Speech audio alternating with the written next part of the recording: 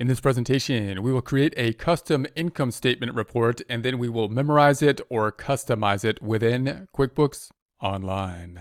Here we are in our test drive file in Craig's Design and Landscaping Services. We're going to go down to the reports down below. We're going to go back down to our reports. We're going to be picking up our favorite report, our financial statement report, that being the income statement or profit and loss report. We're going to change the dates up top. I'm going to scroll back up top and make the dates as of 01/01/20, and let's make it 01/01. Let's do that again. 01/01/19 to 12/31/19. And then we're going to go ahead and run that report.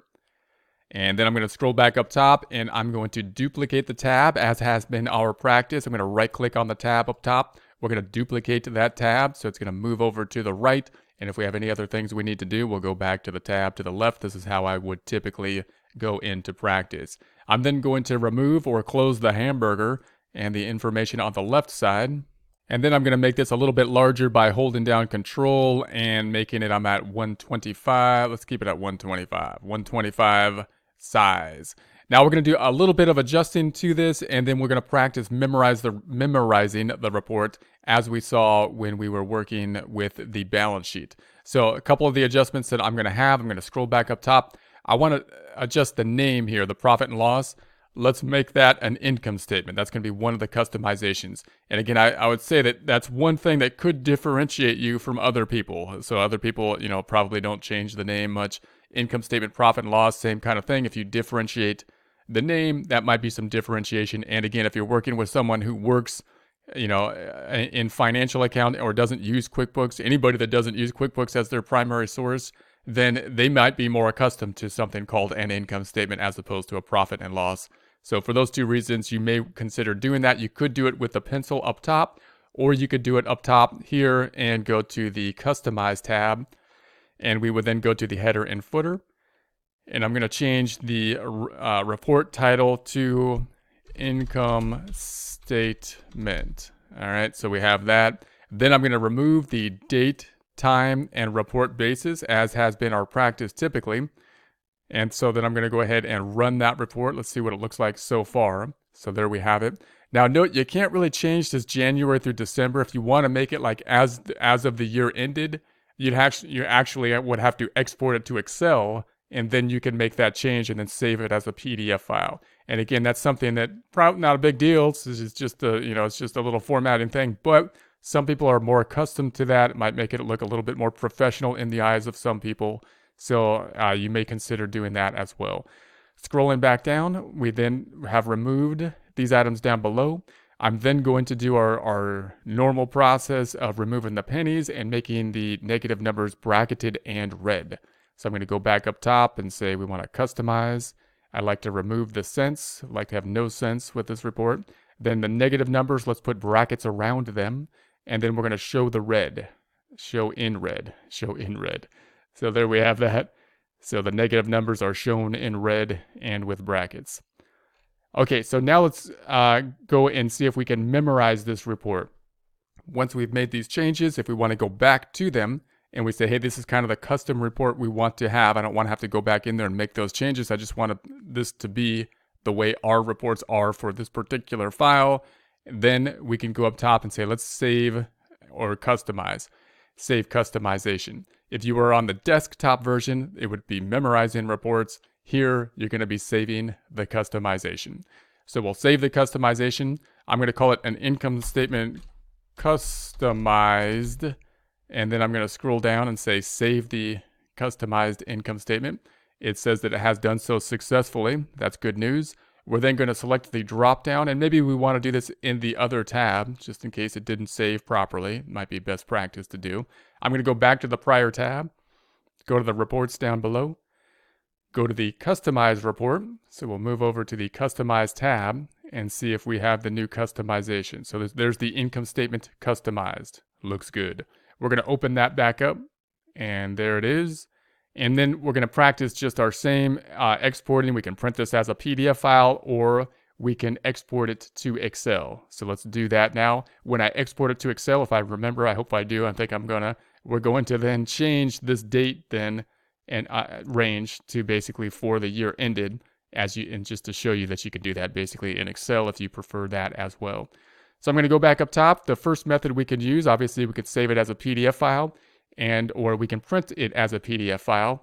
And remember, now we're going to have two files to give to someone, the report we made last time, and then this report. I know they're basically the same, but we're imagining that we're going to give these two reports to somebody.